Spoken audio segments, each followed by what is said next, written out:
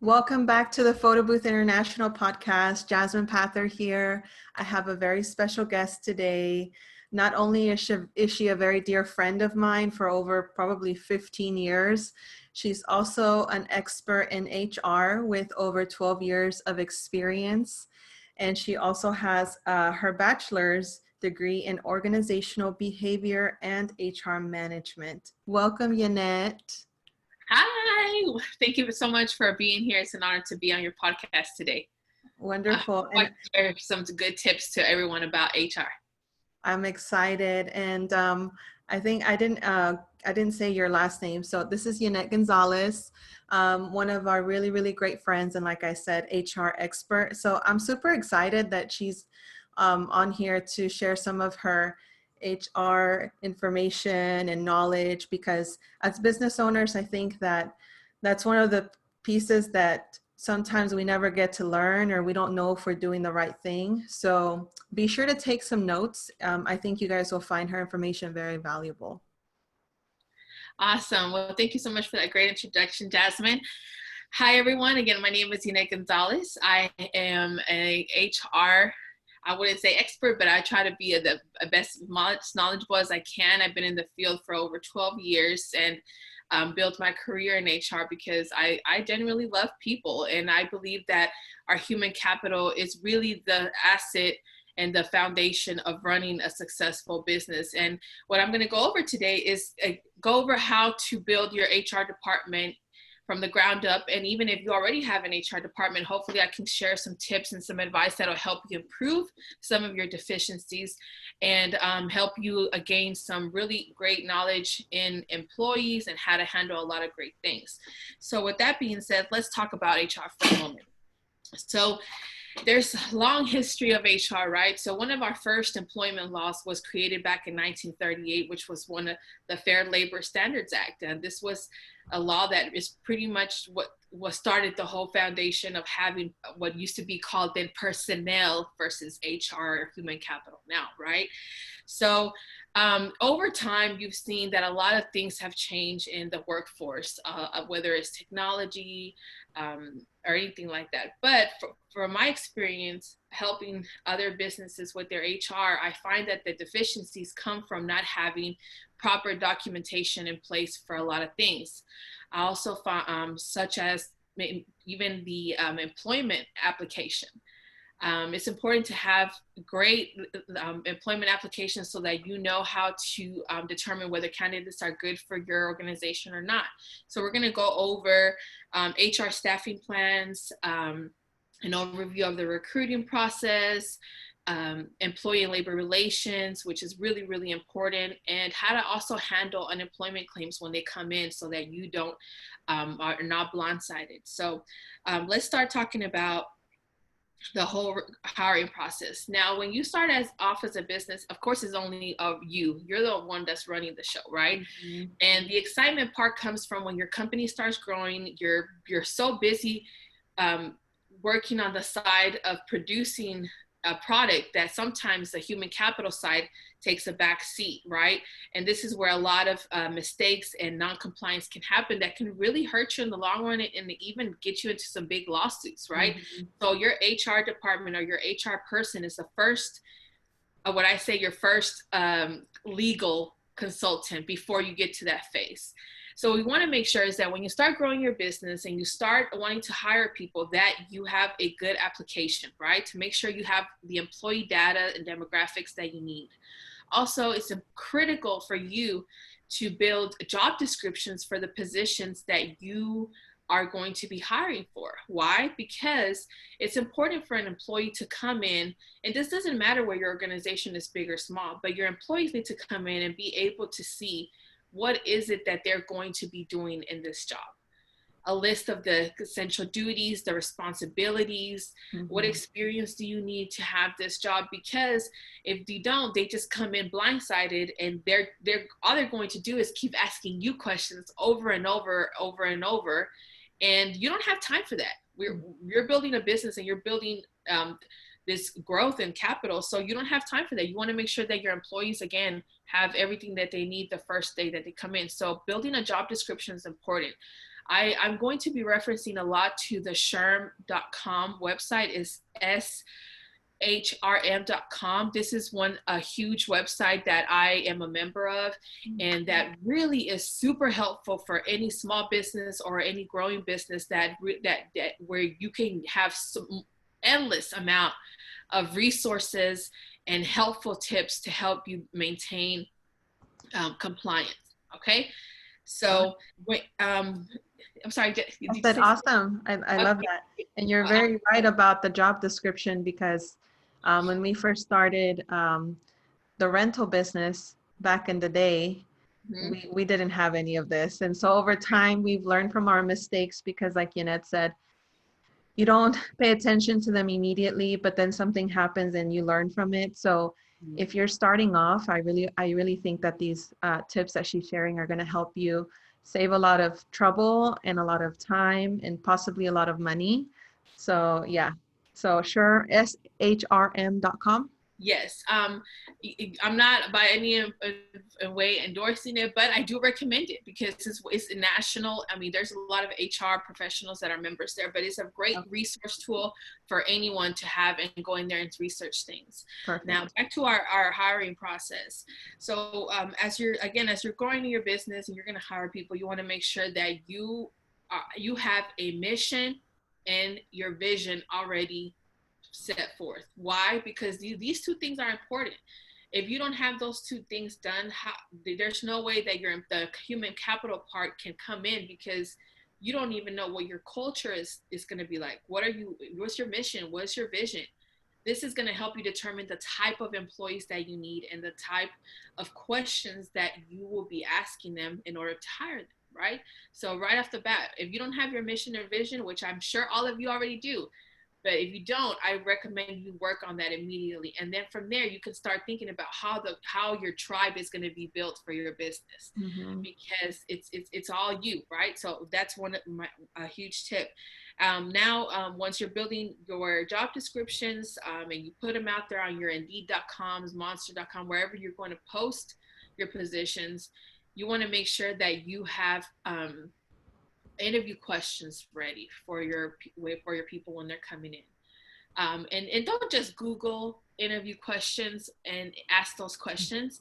I see this a lot, and it really it's one of my pet peeves, right? Because this is how you end up with candidates that are not good for your organization or your business, and Mm-hmm. this is a waste of your capital when you can be spending it on something else, right? Mm-hmm. Make sure that when you're asking, when you start an interview process, that you're asking questions that are behavioral questions, such as, tell me about a time you had to deal with a difficult client. How did you handle it? What did you do?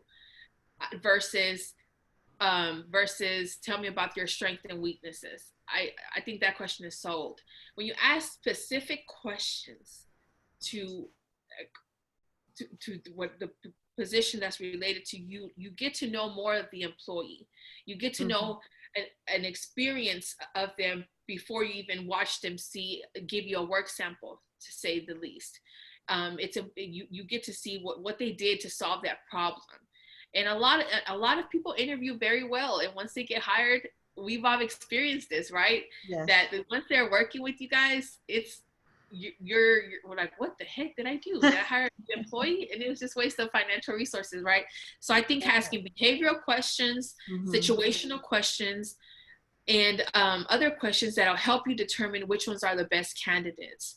Also, once you are selecting a candidate, you should have some type of meeting or orientation with them after they're hired. You need to make sure that you issue a conditional offer if you're going to consider them for employment, because it's not a final offer, but this is basically extending the offer of employment after you've made your selection. You make sure you put the title of the job that they'll be doing. What amount of payment are they going to be? Are they going to be hourly or salary? All those things that need to be there. If they accept the position, then you would issue a final offer letter, again with the title, the pay, and other data information. And again, a reference back to ashram.com, because they have excellent templates that'll help you with those things, and making sure that you're up to date on your compliance, even if you have 2 employees. Mm-hmm. Now, the biggest thing I could say this is that a lot of the employment laws that are out there don't apply to, they apply to most businesses, but when you're first starting, when there's 2, 3, 4 employees, some of those laws don't apply. The bigger employment laws apply to employers once they grow to up to 15 employees. Okay, so as you're growing again back in your business, eventually you're going to have to hire an HR professional to help you, because you're not going to be able to do all of this. And it's better to hire someone that's an expert in the field versus you trying to learn a whole new skill when you're worried about how to grow your business. All right. So that's something we talk about a lot, right? With even with our customers that buy photo booths, we tell them, you know, invest your time into the skills that you know will actually grow your business and benefit your business, right? There's experts that you can hire things out to do the other stuff. And that way you're not spending a whole day trying to learn Photoshop just to create one template when you can pay $10 for someone to do it for you. absolutely. So I think that made me think of that. So as you heard, Yanett, make sure that you're contacting the experts in these types of situations so that they don't cost you Exactly. even more time or money in the long run. And a free resource to everyone is like your workforce commissions. They have a lot of resource. That's also another resource to help you. They have a lot of different cases, or a lot of information that can help you and determine to make really good decisions. So always use your resources. Don't ever just assume, because sometimes that can get you in hot water. And I know you don't want to be on the hot seat. You want to make sure you spend your time gaining capital for your business. So having an HR professional really on site, or maybe even as a contractor, is more efficient, because they'll be able to address issues like hiring, firing, leave management, training, discipline, policy development, enforcement, and benefits, and all these things. You're probably saying, as a small business owner, I don't have all these things. Trust me, you will, because you're in business and you're growing, and I would hope you get to the biggest level you can. So you're going to have these things later on. Maybe not right now, but later on you will. Yeah. And a little background on Yanett. She has actually been a part of our business for as long as we have been in business. Yanett actually started off helping us when we would go out and work these quinceañera expos back in the day. I mean, this is like almost 8 years ago. So And much fun. so, We'll have free cake after, guys. yeah, lots of free cake, and you get to taste test all the other food they have there. But she's been a very important supporter in our journey as entrepreneurs in our businesses. And it went from her helping us with the photo booth events to later transitioning into HR consulting. So she actually helped us with a lot of the same things that she's covering in this video. And I keep nodding my head, and that's because I can, every time she says something, I can relate it to a mistake that we did before we, hired her on to help us with the consulting. So I can't tell you just how valuable this information is. I'm so excited that you guys can, get to hear some more. Great. Also, let's talk about HR budgets. So when you're hiring employees, you want to make sure that you pay them according to how the job markets are around your area. And you can get this information for free as well from your workforce commissions in your local areas. You don't want to put yourself where you're underpaying your employees or overpaying them. You want to make sure you're at the middle, right? So what the workforce commissions does is that they'll show you what type of businesses that are related to you in the area, how much they're paying, so that you can be able to offer a competitive rate, right? Because a lot of employees leave to get, it's not because the job is so much better on the other side, but it's because financially it's better for them, right? So having a pay structure for your company is very. So in HR budgets, starting off as an entrepreneur, again, you're not going to have that much money, right? But you want to make sure that you're paying competitive market rates to your employees, right? Because they're going to be the ones that are going to build your business. You don't want to underpay them, overpay them. As I stated before, you can contact your local workforce commissions, and they can provide you demographic data of what type of businesses that are almost in the same category as yours, and what they're paying their employees. That way you have almost about a ballpark amount. After all, employees do leave a lot of employers because they're not getting paid enough. We always hear that. So you want to make sure that you're paying competitive market rates to your employees so that they don't leave you so soon. And also to make sure that they have enough money to live, right? The cost of living is high now everywhere, in every state at this point. Inflation still occurs. So you want to make sure you keep up with those market trends to be able to financially pay your employees well. Mm-hmm. Such a great point. Yes. I'm moving on to payroll system and administration. What is the number one reason why employees are terminated in any job? Attendance, right?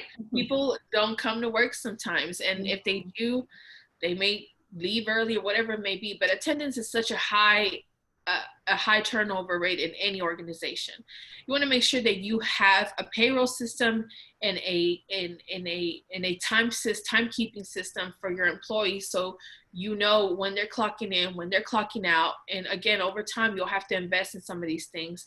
That way, they're paid appropriately, and there's not $50 missing out of one check, and when they made over that amount, right? Mm-hmm. So there's many companies out there that are very helpful. Like I know Gusto is one of them, right? That's what we use, they run payroll, and it's super easy. When I used to work for Jasmine and Josh, I mean, when I would get paid. Yeah, I'm glad that you mentioned Gusto, because that's actually the same service that we use, and it's been very helpful because they keep track of all of the behind the scenes things. They hire new hire paperwork whenever we hire someone on. It just makes it really easy. Mm-hmm. Awesome. So get Gusto, guys. That'll be very helpful for you to take a lot of work away from you. And you don't have to train a payroll specialist to do this yet. Unless your business is real big and you can hire those people, then that's great. But if you are starting off you're a small business, you need to be able to be resourceful. And Gusto, I would say, is a good resource for you guys. Next, let's talk about benefit plans. This may not, again, some of the things that I'm talking about may not apply to your business right now, but it will later. Again, I think me and Jazz, that's what we're doing these masterminds or podcasts, is to hopefully help you. And later on, when you are highly successful, you'll think about the PBI podcast that helped you with these wonderful tips. So exactly. As you're growing, the organization needs to determine what type of benefits are you going to offer to your employees. Are you going to offer paid time off, sick time, vacation, 401ks, when someone gets injured, workers' compensation, all those things? It's a lot to take in. So as you're growing, you want to make sure you're also, teaching yourself about these things. You don't have to be the expert, but you have to at least know what these items are, so that you are able to explain them to the employees as they come in your organization. Let's see. Now, the next item I'm going to talk about is by far the most important part of this whole podcast episode for me. I cannot stress enough how important it is to have an employment policy manual, right? Because this is your official Bible of how your company is going to be handling employees, such as your workplace culture, your benefits, your policies, attendance policies, non-discriminatory policies that need to be in there. There's so much information that needs to be on a policy manual. I've seen in many places where there's not even a policy manual there. So how are employees supposed to know how to conduct themselves when there's no rules and policies in place? Right? So I'm going to reference this back to the SHRM website. They have an excellent tool that'll help you build your own policy manual. They have a template where you can download it and you can add, you can critique it to whatever works for you and your organization. But I stress this very much because it's going to direct me to the next point I'm talking about. Employment manuals are important because not only they give the outline on how you can conduct yourself as an employee, but this is your mechanism to protect you when an employee is terminated, right? Which leads me on to the next thing. For example, let's say I was an employee of PBI and I started not coming to work, and no one ever told me anything. They never said, hey, what's going on? What's going on? And then out of nowhere, I'm terminated. So what happens? I'm going to go file for an unemployment claim. Your workforce commission is going to contact you with my unemployment claim, and they expect a response 14 business days once you get that claim. And you're going to have to submit supporting documentation, right? And let's go back to the example. I wasn't told anything before. I was just fired, right? It's important for you to document every single time you have a meeting or you set a process together for an employee, because documentation is what helps you win cases. Documentation, guys. Documentation. Yep. That is super critical in any case. You can't go off of what she said, he said. It doesn't solve anything. Documentation is what helps you win cases in litigation or anywhere you go. And you need to be able to have templates. For example, if I was an attendance policy, hey, Yanett, you wouldn't come to work these days. You're violating this policy. You're getting a written warning. The next time you're going to get a final written warning, and then the next time is a discharge, right? So you want to make sure you have really good policies, whether you're having a corrective process or a disciplinary process. You need to outline all those steps and be able to have that in place, because otherwise you're not going to be your information. You're not going to have enough information to support discharges. So what is that going to do? The commission is going to probably say that the employee will be receiving benefits because you didn't provide the documentation that shows that they've violated a company policy. Okay, yeah. So I hope that that's really something that, if anything else you don't remember, always remember the documentation part.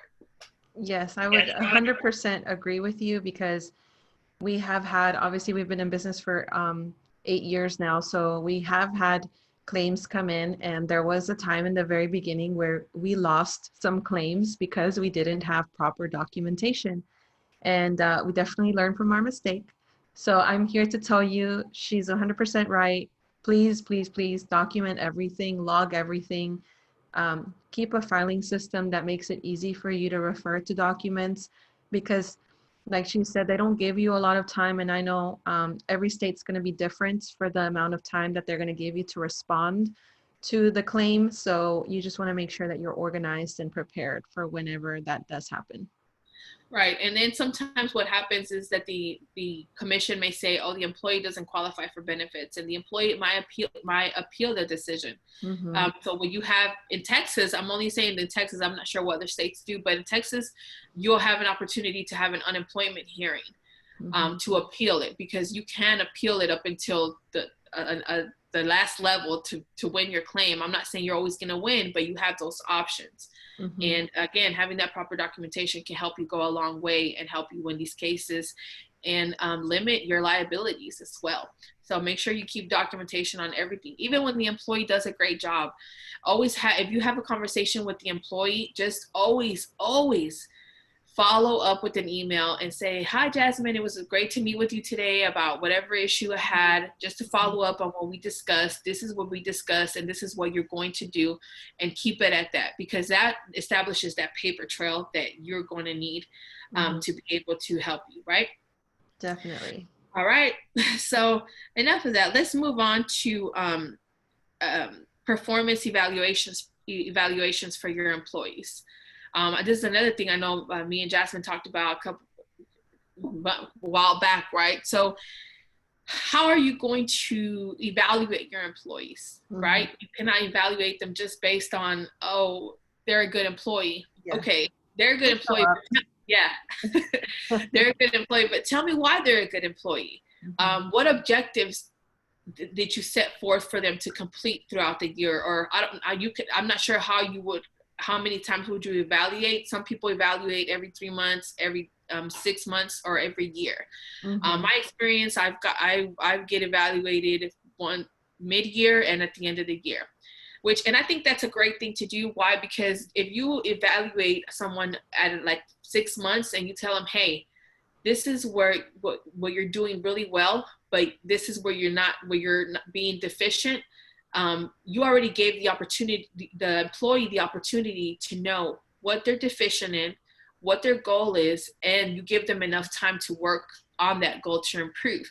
Now, if by the end of the year they don't improve, then that will determine whether they'll be able to get a raise or whatever other non-monetary benefits you have. But establishing a good performance evaluation process is crucial as you're growing also in your organization, because you'll be able to quantitative and qualitative determine the deficiencies of any employee and how to help them get better, right? Because ultimately you want them to perform really well simultaneously with you having limited feedback to tell them every time, hey, you're doing this wrong, you're doing this wrong, you're doing this wrong.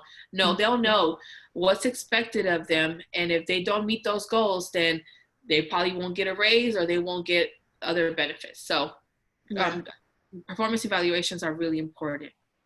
What I realized is it's all about data, right? Everything that you're mentioning is data driven. It's logging conversations, making sure there's a paper trail. And that's really what everything's about. Data, data, data. Even when it comes to bookkeeping, any other section or department in a business, you should always make decisions off of data. And so I think that that's why the documentation is the key in this whole situation. Also, you want to create standard operating procedures. This is also great for small businesses because you do not have time to train everyone all day, again, because as an entrepreneur, you're working on how to grow your business, right? So standard operating procedures should always be in place to help new and future employees see what their job is. How do they perform the tasks that they are asked for in a fast way or an efficient way to help them get there? So outlining a process, let's see, how to build a photo booth. Step one, this is what you do. Open the box, right? So having those processes in place is very helpful when you don't have trainers to train your new employees. They'll be able to read and they'll be able to go step by step and see how they can complete the task. And if they can't, well, they might be able to ask you a question about it.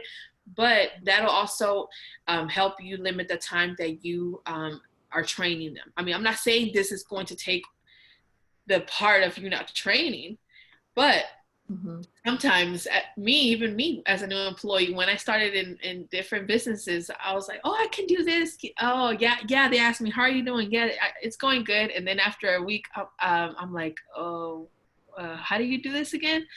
So it happens to all of us. I know it does. So you want to make sure that you have those SOPs for short, so that they can reference back and make sure that they're doing the process the exact way that you want them to. And everything that I have been sharing so far, it takes time to build. It's tedious. Sometimes it's tiring. And I know as small business owners or business owners, you don't want to really focus on that.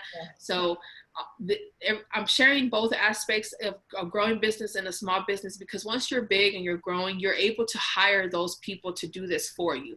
But in the meantime, I'm giving you tips for those businesses as well that don't have the budgets to hire HR professionals to help you.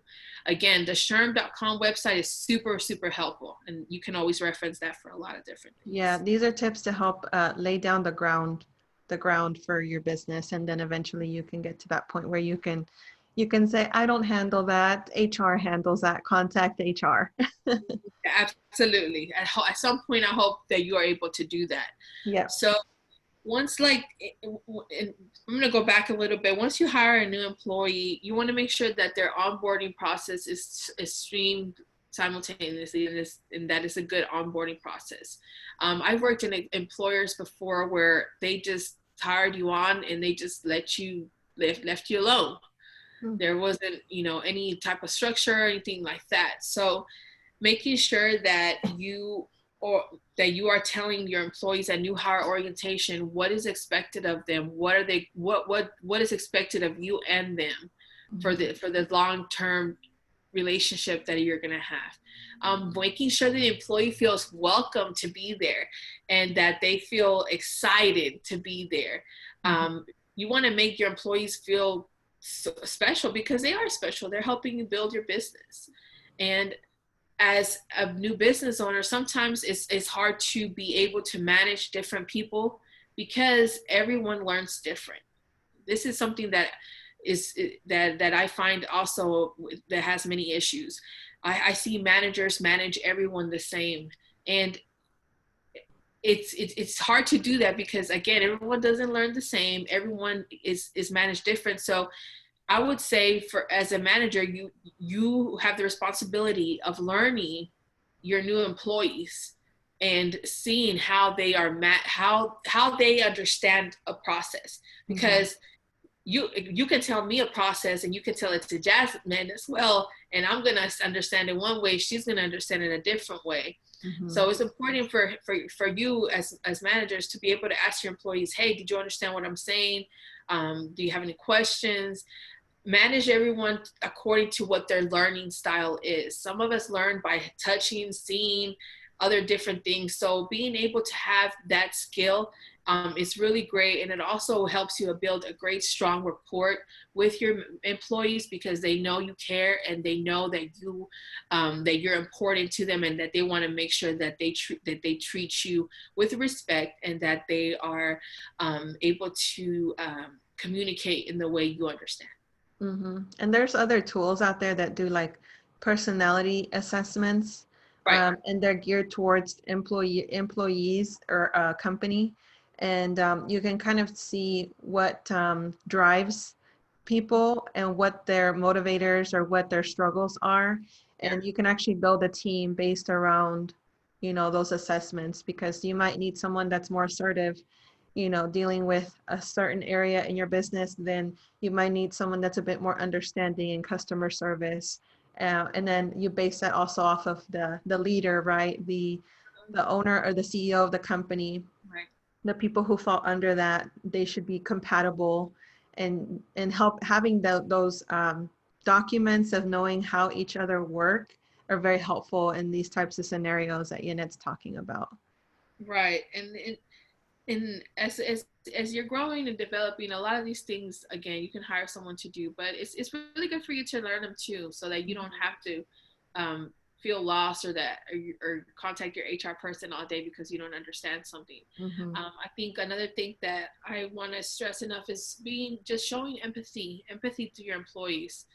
It's important for them to feel important regardless of who they are, what they are. You want to be able to show them that you care and that you value them. Some things that you can do as a small business that of course you're not able to give employees $1 million, right? But making sure that your employees feel valuable and that they feel appreciated goes a long way. You can go as far, I know Jasmine and Josh have this really cool thing where their employees, when they have birthdays, they get them a cake and everyone signs a card and something like that. Something like that seems so small to other people, but to the employee, it feels special. To me, if it would be special if someone gave me a cake and a card for my birthday and they say happy birthday. I mean, that'll make me feel like the organization really cares about me. That's an important day to all of us, right? The day, our birthdays, is super personal. So showing that your employees, that you care about them and that you appreciate them, really makes them more loyal to you in the long run, and they'll be able to perform at higher levels than and then you tell them to, because you build that rapport, that relationship, that trust with them. And when you have those things, employees will do anything for you. And it's not always so much about the monetary things. It's about the the culture that you're creating. That, hey, at PBI, and I'm using that PBI because it's the PBI podcast. At Yeah. PBI, we care about employees. We care about their families. We care about everything, because Mhm. everything that the employee goes through, whether it's inside organization or outside, affects their work product at the end. Right? Definitely. Hmm. Do you agree? 100%. 110%. So I hope that I've given you some tips, or some guidance on how to handle the HR, from beginning even to where, if you're already a big company or you're in the mid growth stage or at the beginning stage. These are all some really good tips that'll help you really stay in compliance, and also help you build a long-term successful HR department or section, and have really good employees that work for you. I want to be able to, I hope I was able to help you at least build something right now. After you get off this podcast, go back and jot down maybe how you can improve your own processes. How can they better serve your employees and serve you? The goal of creating processes and having resources is to limit your time from handling all of that and having the processes take care of themselves, right? So I hope I've shared those tips with you. I want to thank Jasmine so much for letting me be on this podcast and being able to talk to you guys about HR. I generally love people. I've always been a people person since I was a kid, and I can talk a lot.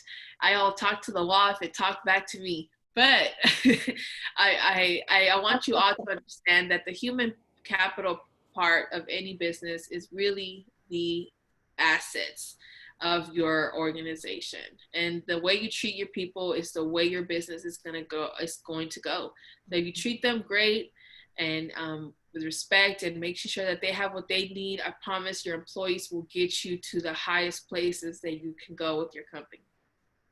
Definitely. Thank you so much, Yanett. Thank you for being on. And earlier you said you didn't consider yourself an expert. To me, you're an expert. I come to you with all my HR questions all the time, and you've been in the game for over 12 years. So to me, you are an expert. And I think that you shared tons of valuable information. I mean, guys, this is information that people pay money to HR consultants for. So I really hope that you take the time to go back and re-listen to this episode. And make sure to take notes. And like she said, there's a lot of resources available for us entrepreneurs.